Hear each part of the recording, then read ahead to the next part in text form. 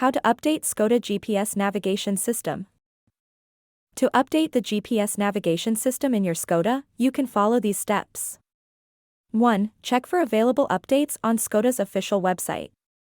2. Navigate to the Maps and More section to find information about the latest map updates. 3. If updates are available, purchase them from Skoda's website. The cost varies depending on the type of update and the region. 4. Once purchased, download the updates to your computer and follow the instructions carefully. 5. Transfer the updates to a USB drive. 6. Insert the USB drive into your Skoda's USB port and follow the on-screen instructions to install the updates. 7. During installation, do not turn off the engine or remove the USB drive. 8. The installation process may take some time, so be patient. 9. Once the installation is complete, restart your Skoda's navigation system.